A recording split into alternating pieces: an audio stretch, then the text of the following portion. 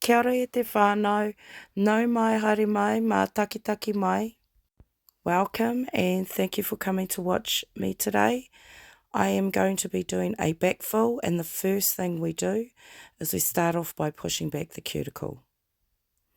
The next step is we will use a drill bit at 8,000 RPMs. We will remove the bulk, any gems, and also any lifting.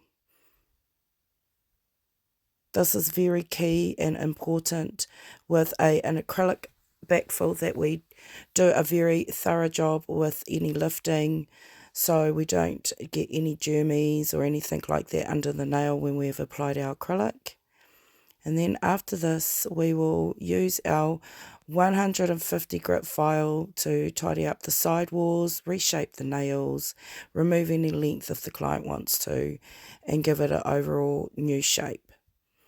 Now we will use the arbor band, and we will use this to etch the natural nail and blend in that acrylic with the natural nail, so we have a smooth transition for the acrylic application. And also, especially if you're doing a clear, that you won't see any blemishes.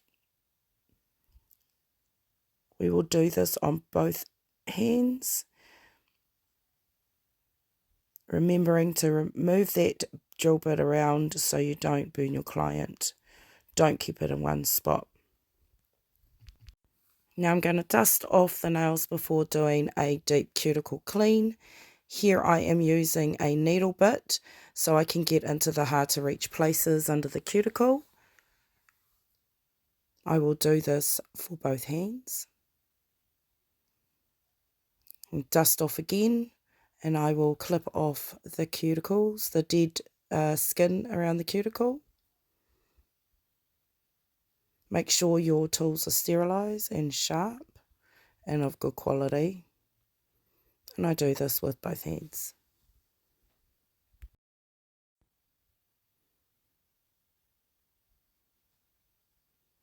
Now I'm going in with the ball bit, and I am removing any dead skin that's on the nail bed, cleaning it off, spraying it down with alcohol, and then repeat that on the other hand. It just exfoliates any extra skin that might be hanging over. Now I am doing my acrylic application, and I do a bond dehydrator and then a primer, acid free. I am applying a blush pink acrylic powder to the cuticle area and blending it in.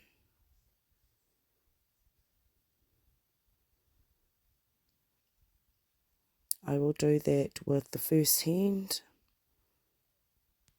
and then I will do a clear encapsulation at the tip of the nail, and this is just to protect the blending that I've done with the ombre. When I go and file later on, I don't want to file it off. And I repeat these steps on the next hand: dehydrator, bond, primer, and then your application.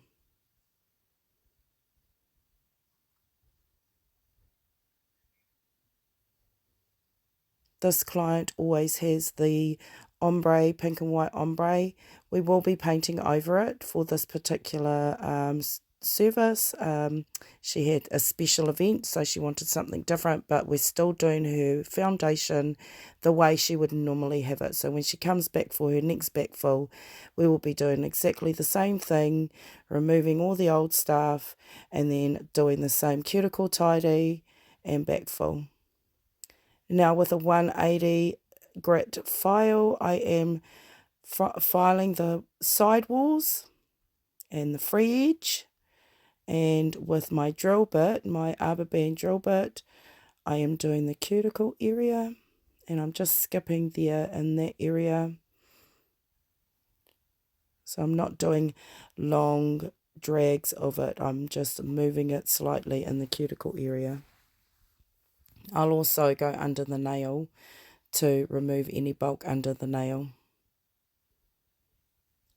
then it makes it a bit easier for them to pick up for your client, or to pick up something if you've dropped something, or you need to use your nails to pick something up. Well, we know it's not the easiest, and filing underneath with the rubber band helps. And we're just blending all of that acrylic now.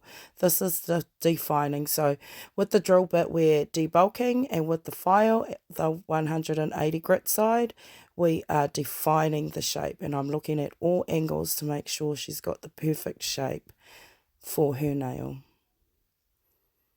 Dusting it off. Get it all cleaned up, prepped and ready for the next part, which is the painting. So here we are doing the design, and I am going in with my gelish foundation base coat, and we cure that for 30 seconds. I am using a gold foil to do a design on her ring fingers, and then I am painting on some of her nails a French tip.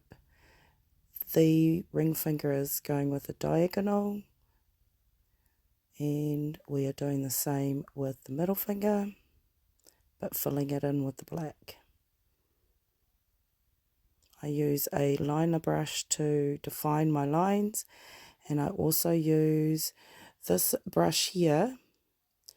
I buy it quite often from Shein, and they're really cheap, and I like using it for cleaning up my lines, especially when I'm doing a smile line for French tip. And I go in with my liner brush again to define that line, make it nice and tidy.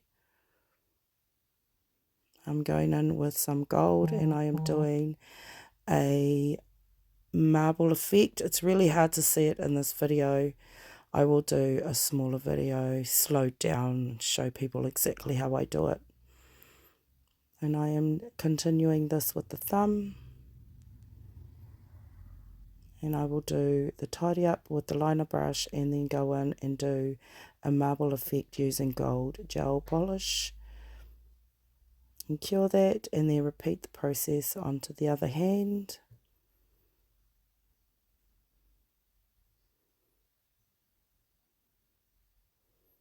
We still wanted to incorporate the pink and white ombre into the design because it is her go-to.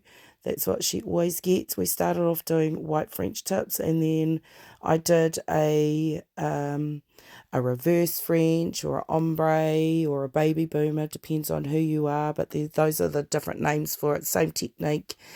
And she really liked the ombre effect with her pink and white. So it was nice to be able to keep that design feature in this as well.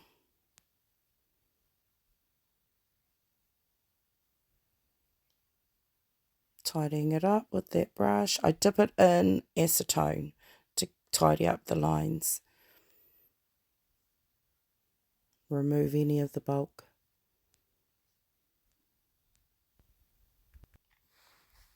Now we are adding some gold flakes using a silicone tool. I place the flakes on the nails first, and then I will press down with the other side of my silicone tool to flatten out the flakes, disperse them around more evenly, and also to break them up and give them a beautiful effect. Then I will top coat, but we won't cure yet. We'll put the gems on first.